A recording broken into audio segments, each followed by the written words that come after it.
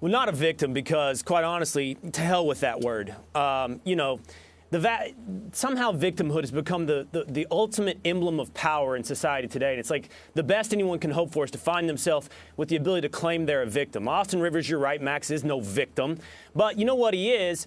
He's being held to an unfair standard. He's had his name, his last name, and for that matter, by the way, his background and his money and however he was raised held against him. And that's not right. That's not fair. By the way, it happens to Steph as well. See, it's weird. We get this. We're so unprincipled in this stuff. If somebody has grown up poor, we don't hold that against them, or we shouldn't, and say, look at that guy. He didn't have this and this. So why do we do it on the other side of the equation? If we're not going to hold unearned status against people, why don't we, we can't hold it against Austin as well. He didn't sit on his butt. He didn't take all these things. You both have mentioned it. He didn't take his daddy's last name. He didn't take his daddy's money and sit on his butt. He worked his butt, in fact. And as you both mentioned, he was one of the top recruits in high school, a top performer at Duke, a lotto pick who, as he admits, hasn't lived up to his billing yet. But I wouldn't wave my hand at his numbers, Max. He's starting for the Clippers. He's averaging 15 and 3. Austin Rivers is doing what you ask of everybody. And he says it in this piece, which, by the way, is great, by Ramona Shelburne. He says, judge me by my play. Judge me by these things. Don't judge me by my last name. And so if he gets a little arrogant, I can't speak to his personality. Maybe his personality's not good. Maybe he's arrogant. But you know what? Arrogance grows on trees in the NBA. Arrogance grows on trees in professional sports. I mean, so he's like everybody else.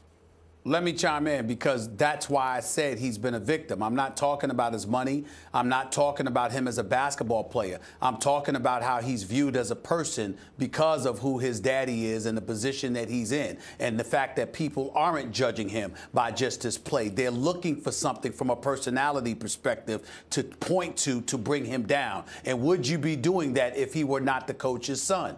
You probably would not be doing that. And that's where the victimization comes into play. To touch to your point, Will, to touch to your point earlier, Will, when you talked about sometimes poor folks aren't judged harshly. Well, that's one of the problems. A lot of folks that come from impoverished backgrounds believe they are judged harshly, believe they are judged unfairly. No. The assumption is a lack of education. They are, Stephen A. They are. Yeah, but what I'm saying is... And I'm saying that's wrong.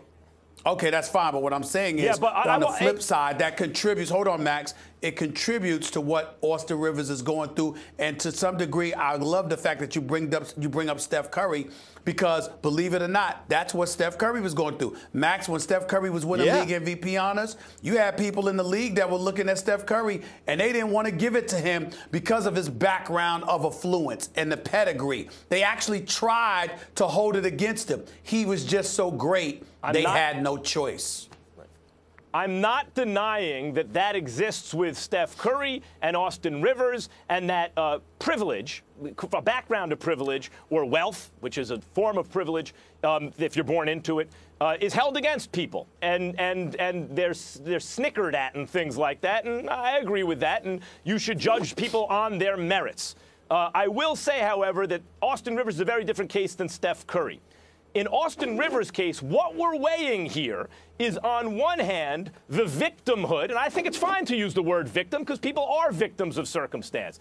The victimhood of Austin Rivers in terms of public perception and the stuff you guys are talking about, weighed against the opportunity, the extra opportunity he had, not because he was rich, not because his daddy was famous, but because his father was the coach and GM of the team who traded for him and then awarded him an enormous contract proportional to what he had accomplished so far in the league.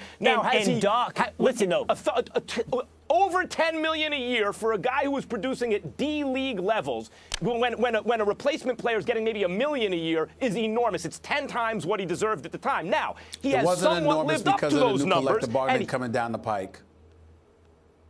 Stephen A., a player who may belong in the D-League or maybe in the NBA, a bubble player, which Austin Rivers was, I'm here to tell you at the time, is a $1 million a year player, not 10 or 11 or 12 million a year, which is what he got. Okay. The point is, he's developed, by his own admission, as a result of the extra opportunity his father's position of power has afforded him. So, Will, I'm not talking about public perception, wealth, privilege, famous father, anything like that. I'm talking about opportunity based on nepotism, based on the fact that his father was in a position of power to give him the opportunity. He's the beneficiary. Yeah, of and that. all I'll say is, some of that's on Doc as much as it's on Austin.